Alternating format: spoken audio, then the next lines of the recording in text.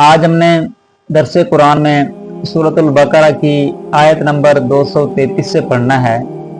اس آیت نمبر 233 کے اندر اللہ سبحانہ و تعالی ارشاد فرماتا ہے والوالدات یرضعن اولادہن حولین کاملین۔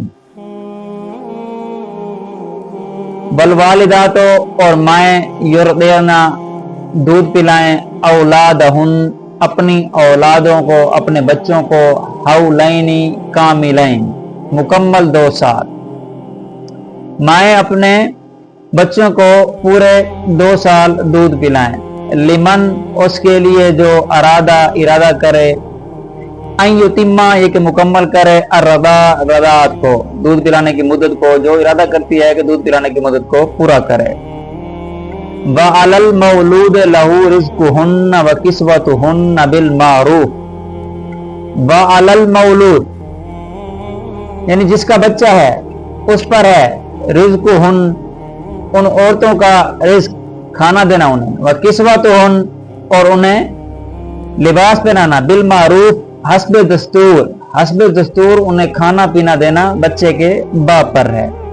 لا تکلف نفس الا وسعها تو نہ تکلیف دی جائے مگر اس کی طاقت کے مطابق، طاقت جتنی تکلیف دی جائے اس سے زیادہ تکلیف نہ دی جائے۔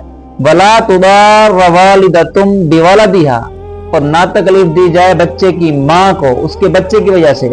ولا مولود لہ بولدہ اور نہ بچے کے باپ کو اس کے بچے کی وجہ سے، نہ ہی بچے کی ماں کو تکلیف دی جائے اور نہ ہی بچے کے باپ کو تکلیف دی جائے۔ وعلی الوارث مثل ذلک ہاں اگر باپ کی بجائے کوئی اور سربراہ ہے تو اس پر بھی اسی کی مثال ہے، یعنی رزق دینا، کھانا دینا اور پہنانا، لباس وغیرہ دینا۔ فَإِنْ أَرَادَا اگر وہ دونوں ارادہ کریں، فَإِنْ پس اگر ارادہ دونوں ارادہ کریں، فِصَالًا عَنْ تَرَاضٍ مِّنْهُمَا دونوں اپنی مرضی سے آپس کی رضامندی سے دودھ چھڑانے کا ارادہ کریں، وَتَشَاوُرٍ اور مشورے سے، فَلَا جُنَاحَ عَلَيْهِمَا تو ان دونوں پر یعنی میاں بیوی پر کوئی گناہ نہیں ہے۔ وَإِنْ أَرَدْتُمْ اور اگر تم ارادہ کرو، أَن تَسْتَرْضِعُوا أَوْلَادَكُمْ وَلَا جُنَاحَ عَلَيْكُمْ اگر تم ارادہ کرو کہ تم جو دودھ ہے کسی اور عورت سے پلواؤ، کسی دوسری عورت سے بچے کو دودھ پلاؤ تو اس پر بھی تمہارے اوپر کوئی گناہ نہیں ہے۔ اذا سلمتم جب تم سونپ دو، جب تم عطا کر دو، ما آتیتم بالمعروف اور جب تم ان کو دے دو جن سے تم نے اپنے بچے کو دودھ پلوایا، ان کو اچھے طریقے کے ساتھ، معروف طریقے کے ساتھ ادا کر دو۔ واتقوا اللہ اور اللہ سے ڈرو، وَاعْلَمُوا اور جان لو، ان اللہ بما تعملون بصیر بے شک اللہ تعالیٰ تمہارے کاموں کو جو ہے وہ دیکھ رہا ہے۔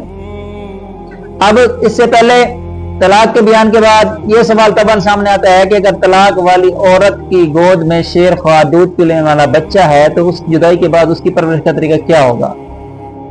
اس لیے حکمت کا تقاضا تھا کہ بچے کی پرورش کے متعلق ماں باپ پر جو احکام ہے اس موقع پر بیان کر دیے جائیں۔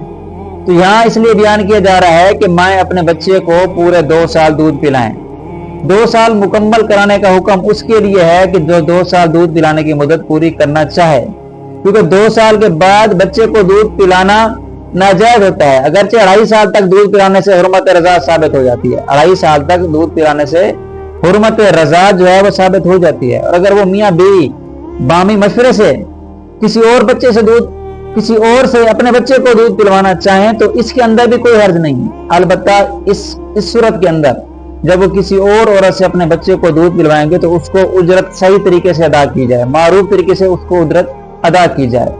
ماں کو اس کی اولاد کو یہ تکلیف نہ دی جائے اور نہ باپ کو اس کی اولاد کو یہ تکلیف دی جائے۔ ماں کو ضرورت دینا کیا ہے کہ جس صورت میں اس پر دودھ پلانا ضروری نہیں ہے اس میں اسے دودھ پلانے پر مجبور کیا جائے، اور باپ کو ضرر دینا یہ ہے کہ اس کی طاقت سے زیادہ اس پر ذمہ داری ڈالی جائے، طاقت سے زیادہ اس پر ذمہ داری ڈالی جائے۔ اب یہ کہ ماں کی اگر پوزیشن نہیں ہے، اگر وہ اپنی رضامندی سے نہیں پلانا چاہتی، اب اس صورت کے اندر کہ جب شوہر نے طلاق دے دی اس کے بعد بچہ پیدا ہوا تو ماں پر چاہے وہ شوہر کی اپنا نکاح کے اندر ہے تب بھی اس پر زبردستی نہیں کی جا سکتی. اگر وہ شوہر سے طلاق ہو گئی ہے تو تب بھی اس پر زبردستی نہیں کی جا سکتی. اب اس میں دونوں کے بارے میں کہا گیا ہے کہ نہ ماں پر سختی کی جائے، نہ ماں کو تکلیف دی جائے اور نہ اس کے باپ کو. اب ماں کا بچے کو ضرر دینے کی بات ہے. یہ وہ کیا ہے؟ ماں کا بچے کو ضرر دینا یہ ہے کہ اس کو وقت پر دودھ نہ دے اور اس کی نگرانی نہ رکھے. جس طرح یہ ہے کہ بچے کے بارے میں ماں اور باپ کو تکلیف نہ دی جائے، اس طرح یہ بھی کہا گیا ہے کہ ماں بچے کو ضرر نہ دے، باپ بچے کو ضرر نہ دے. تو ماں کا بچے کو ضرر دینا یہ ہے کہ اس کو وقت پر دودھ نہ دے، اس کو وقت پر دودھ نہ دے اور اس کی نگرانی نہ رکھے، یا اس کو اپنے ساتھ مانوس کر لینے کے بعد چھوڑ دے. تو یہ ہے ماں کا ضرر. اور باپ کا بچے کو ضرر دینا یہ ہے کہ مانوس بچے کو ماں سے چھین لے، یعنی بچہ ماں کے ساتھ مانوس ہے اسے چھین لے، یا ماں کے حق میں کوتاہی کرے جس سے بچے کو نقصان پہنچے. یعنی اس کی ماں کو کھانا پینا نہ دے، لباس کی فراہمی ٹھیک نہ کرے، کھانے کی فراہمی ٹھیک نہ کرے، تو اس سے بھی بچے کی صحت کو نقصان پہنچے گا. اب یہاں یہ جو والا الوارث مثل ذالک کے الفاظ ہیں، یہاں سے یہ بات ذہن نشین رکھنی چاہیے کہ دودھ پلانے کے حوالے سے جو باپ کا قائم مقام ہے اس کا بھی حکم یہی ہے کہ وہ ان ساری چیزوں کا خیال رکھے. اب ماں خواہ متعلقہ ہو یا نہ ہو، اس پر اپنے بچے کو دودھ پلانا جو ہے وہ واجب ہے، بشرطے کہ باپ کو اجرت پر دودھ پلوانے کی قدرت نہ ہو. اگر باپ بچے کے باپ کو دودھ پلوانے والی جو اجرت پر اس کو طاقت نہیں ہے، یا کوئی دودھ پلانے والے میسر نہ ہو، یا بچہ ماں کے سوا کسی اور کا دودھ قبول نہ کرے، اگر یہ باتیں نہ ہو، یعنی بچے کی پرورش خاص ماں کے دودھ پر موقوف نہ ہو، تو ماں پر دودھ پلانا واجب نہیں، مستحب ہے. یعنی اگر یہ سہولت ہے کہ بچے کا باپ جو ہے وہ قادر ہے، قدرت رکھتا ہے کہ اجرت پر کسی اور سے دودھ پلوائے اور بچہ بھی پی رہا ہے، تو پھر اس ماں پر واجب نہیں ہے بلکہ مستحب ہے. ہاں باپ اس اجرت دینے کی طاقت نہیں رکھتا اور بچہ جو ہے ماں کے علاوہ کسی اور کا دودھ نہیں پیتا، تو پھر اس ماں کے لیے دودھ پلانا جو ہے وہ واجب ہے. دودھ پلانے میں 2 سال کی مدت کا پورا کرنا لازم نہیں ہے. اگر وہ دونوں اپنی مرضی سے چاہیں تو وہ دودھ چھڑوا سکتے ہیں. بچے کی پرورش اور اس کو دودھ پلوانا باپ کے ذمہ واجب ہے، اس کے لیے وہ دودھ پلانے والے مقرر کرے. لیکن اگر ماں اپنی رغبت سے بچے کو دودھ پلائے گی تو وہ زیادہ بہتر ہے اور وہ مستحب ہے. اب اسے جو اگلی آیت ہے، آیت نمبر 234 کے اندر اللہ سبحانہ و تعالی ارشاد فرماتا ہے والذین یتوفون منکم، اور وہ جو فوت ہو جائیں جن کے شوہر تم میں سے، ویذرون، اور چھوڑ جائیں ازواج اپنی بیویاں، ازواجہ اپنی بیویاں، یتربصن بانفسہن اربعۃ اشہر وعشرہ، اور تم میں سے جو فوت ہو جائیں اور اپنی بیویاں چھوڑ جائیں تو وہ ان کی جو بیویاں ہیں وہ اپنے آپ کو 4 مہینے اور 10 دن روکے رکھیں. فَإِذَا بَلَغْنَا أَجَلَهُنَّ فَلَا جُنَاحَ عَلَيْكُمْ، بس جب وہ اپنی میعاد کو پہنچ جائیں، یعنی جب ان کی عدت پوری ہو جائے تو ان پر کوئی گناہ نہیں ہے. فِيمَا فَعَلْنَا فِي أَنفُسِهِنَّ بِالْمَعْرُوفِ، اس میں کہ وہ اپنے بارے میں جو کریں معروف طریقے کے ساتھ، یعنی اپنے معاملے کے بارے میں، یعنی اپنے اگلے نکاح کے بارے میں وہ جو سوچیں تو اس پر پھر ان پر کوئی گناہ نہیں ہے، لیکن ساتھ یہ ہے کہ وہ عدت جو ہے وہ گزر جائے. واللہ بما تعملون خبیر، اور اللہ تبارک و تعالیٰ تمہارے کاموں سے جو تم کرتے ہو اللہ تبارک و تعالیٰ ان سے خبر رکھنے والا ہے. اب اس آیت کے اندر عورتوں کی عدت کے بارے میں بتایا گیا ہے. عدت کے بارے میں جو تفصیل ہے ہم وہ ماقبل میں پڑھ چکے ہیں کہ بیوہ کی جو عدت ہے وہ 4 مہینے 10 دن ہے. اگر وہ حاملہ ہے تو اس کی عدت بچہ جننے تک ہے. اگر اس کو تو طلاق والی ہے تو اس کی عدت جو ہے 3 مہینے ہے. اگر رخصتی نہیں ہوئی، خلوت صحیحہ نہیں ہوئی، تو پھر اس کی عدت نہیں ہے. اسے جو اگلی آیت ہے آیت نمبر 235، اس آیت نمبر 235 کے اندر اللہ سبحانہ و تعالیٰ ارشاد فرماتا ہے وَلَا جُنَاحَ عَلَيْكُمْ، اور نہیں ہے گناہ تم پر، فیما اس کے بارے میں، اردتم جو تم پیش کرو، جو تم دو، بہی من خطبۃ النساء جو تم عورتوں کو پیغام نکاح دو، او اکننتم فی انفسکم، اور جو تم چھپاؤ اپنے دلوں کے اندر، عالم اللہ جانتا ہے، انکم بے شک تم، ستذکرونہن کہ تم ان کی یاد کرتے ہو، تم انہیں یاد کرتے ہو، ولیکن لا تواعدوہن سرا، اور لیکن ان سے تم خفیہ وعدے نہ کرو. اللہ منع فرماتا ہے کہ تم ان سے خفیہ وعدے نہ کرو. الا ان تقولوا قولا معروفا، مگر یہ کہ تم کہو بھلی بات، वला ताज़िमू उक़दतन निकाह, और निकाह की बात, निकाह की गिरा पक्की ना करो, हत्ता यहाँ तक के यबलुगल किताबा आजला, यहाँ तक के जो लिखा हुआ है वो अपनी मियाद तक पहुंच जाए, यानी जो इद्दत के दिन है वो पूरे हो जाए। वालमू, और जान लो, अन्नल्लाह यालमू मा फी अनफुसिकुम, और बेशक अल्लाह तबारक व तआला जानता है जो कुछ तुम्हारे नफ्सों के अंदर है। फाज़रूहु, बस उससे डरो। वालमू, और जान लो, अन्नल्लाह गफूरुन हलीम, बेशक अल्लाह तबारक व तआला बख्शने वाला, हिल्म वाला है। अब इस आयत के अंदर यह बयान किया गया है कि इद्दत वफात गुजारने वाली औरत का हुक्म बयान किया जा रहा है कि ऐसी औरत से निकाह करना या निकाह का खुला पैगाम देना, निकाह का वादा कर लेना तो हराम है, लेकिन पर्दे के साथ ख्वाहिश निकाह का इज़हार गुनाह नहीं है। मसलन ये कहे कि तुम बहुत नेक हो, या अपने तुम्हारा जो दिल है, तुम्हारे दिल के इरादे हैं वो नेक लगते हैं, और ज़बान से किसी तरह ना कहे, यानी दिल के अंदर या खुफिया तौर पर ये अल्फाज कह सकते हैं, लेकिन इद्दत के अंदर निकाह का पैगाम देना, निकाह के वादे करना ये हराम है। दौरान इद्दत निकाह हराम है, और जो इसे हलाल समझे वो दायरा इस्लाम से खारिज है, यानी इद्दत के दौरान निकाह का पैगाम नहीं दे सकते, और ना ही निकाह की बात पक्की कर सकते हैं जब तक औरत इद्दत के अंदर है, चाहे वो इद्दत तलाक वाली है, चाहे वो इद्दत उसकी अपना बेवा की इद्दत। इसी अगली आयत है आयत नंबर 236। इस आयत नंबर 236 के अंदर अल्लाह सुब्हानहु व तआला इरशाद फरमाता है, ला जुनाहा अलैकुम इन तल्लक़्तुमुन निसा, नहीं है गुनाह तुम पर अगर तुम औरतों को तलाक दो, मालम तमस्सूहुन, जब तक तुमने उन्हें छुआ ना हो, हाथ न लगाया हो, यानी खलवत सहिया ना हुई हो, अज़किया उनके लिए फरीदा हकमा, मत्तिउहुन, और उन्हें बरतने दो, उन्हें जरूरत का सामान दो, अलल मूसिए क़दरुहु व अलल मुक़्तिरे क़दरुहु, दौलतमंद पर उसकी ताकत के मुताबिक है, और तंग दस्त पर उसकी ताकत के मुताबिक है। मताअम बिल मारूफ, ये बरतने का सामान देना है मारूफ तरीके के साथ, भले तरीके के साथ। हक्कन अलल मोहसिनीन, और ये जो है वाजिब है, लाजिम है उन पर जो भलाई करने वाले हैं। अब इस आयत के अंदर मार के चंद मिसाल बयान किए गए हैं कि जिस औरत का मार हक मार मुकर्रर किए बगैर निकाह कर दिया गया हो, अगर उसको हाथ लगाने से पहले तलाक दे दी तो कोई मार लाज़िम नहीं। हाथ लगाने से यहाँ मुराद अज़्ज़वाजी ताल्लुकात कायम करना है, और खलवत सहिया भी इसी के हुक्म में है।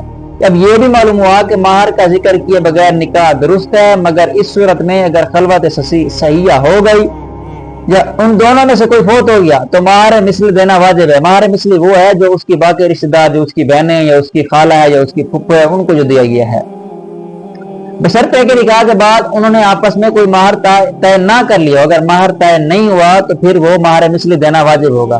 अगर खलवत सहिया से पहले तलाक हो गई तो 3 कपड़े यानी कुर्ता, शलवार और दुपट्टे पर मुश्तमिल एक जोड़ा, एक सूट देना वाजिब होता है। यहाँ आयत में इसी का बयान है, अगर जोड़े की जगह उसकी कीमत दे दे तो ये भी दे सकता है। नहीं, जिस औरत का मार मुकर्रर ना किया हो, उसको खलवत सहिया से पहले तलाक दी तो उसको तो जोड़ा देना वाजिब है, और इसके सिवा हर मुतलका के लिए मुस्तहब है, बाकियों के लिए भी मुस्तहब है। और इसके आगे अल्लाह ने फरमा दिया है कि जो अमीर है वो अपनी हैसियत के मुताबिक दे।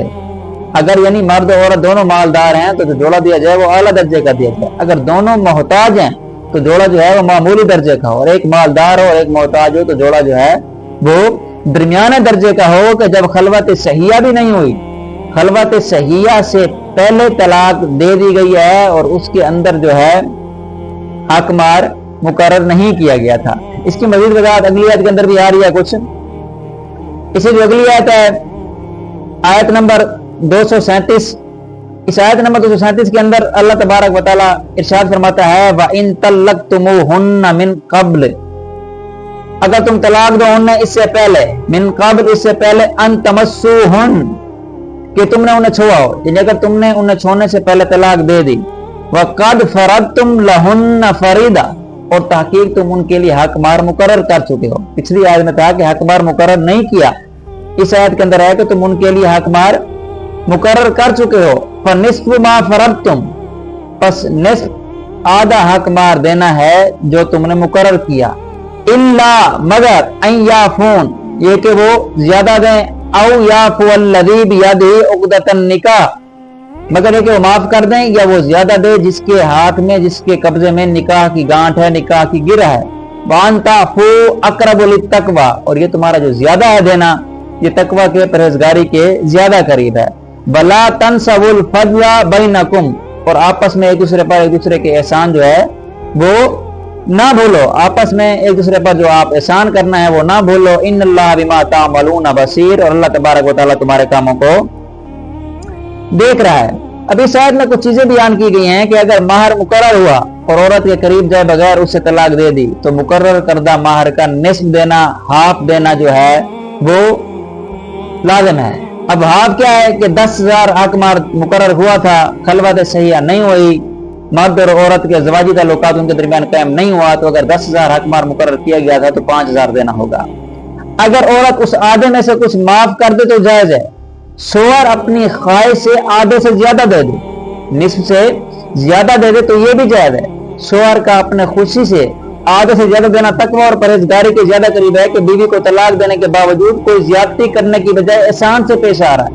اب دیکھیں کتنا بہترین بات اللہ تبارک و تعالیٰ نے قرآن کے اندر ذکر کیا ہے کہ دیکھیں اب معاملہ طلاق کا ہے، اس کے باوجود بھی اللہ فرما رہا ہے کہ شوہر اپنی خوشی سے آدھے سے زیادہ دے رہا ہے. جو حق مہر مقرر کیا تھا تقوی اور پرہیزگاری کے زیادہ قریب ہے کہ بیوی کو طلاق دینے کے باوجود بھی، اب دیکھیں ایک طلاق دے رہے ہیں کہ اس کے طلاق دینے کے ساتھ ساتھ اس کے ساتھ کوئی اور زیادتی نہ کی جائے. طلاق دینے کے ساتھ ساتھ اگر خلوت صحیحہ نہیں ہوئی تو نصف حق مار دیں اور کوشش کریں کہ اس سے بھی زیادہ دے دیں، اس پر زیادتی نہ کریں. اب اللہ تعالیٰ کا حکم ہے کہ اگر میاں بیوی میں جدائی ہو رہی ہو تب بھی آپس میں احسان کرنا نہ بھولو، یعنی طلاق کے بعد بھی آپس میں کینہ و عداوت نہ ہو. اسلامی اور قرابت کے جو حقوق ہیں ان کا لحاظ رکھا جائے. اس میں حسن سلوک اور مکارم اخلاق کی ترغیب دی گئی ہے کہ آپ نے چاہے آپ طلاق دے رہے ہیں اس کے باوجود بھی آپ نے اس کے بارے میں آپ دل کے اندر کینہ عداوت وغیرہ نہیں رکھنی. طلاق دینے تھی دے دی، جان چھڑوانی تھی چھوٹ گئی، اس کے بعد کینہ رکھنا، عداوت رکھنا، بغض رکھنا یہ مسلمان کو زیب نہیں دیتا. اس کے آخر میں یہ بتایا گیا ہے کہ تم اللہ سے ڈرتے رہو، اللہ کی پکڑ سے بچتے رہو، اللہ تبارک و تعالیٰ تمہارے سارے کاموں سے باخبر ہے. اس سے آگے آیت نمبر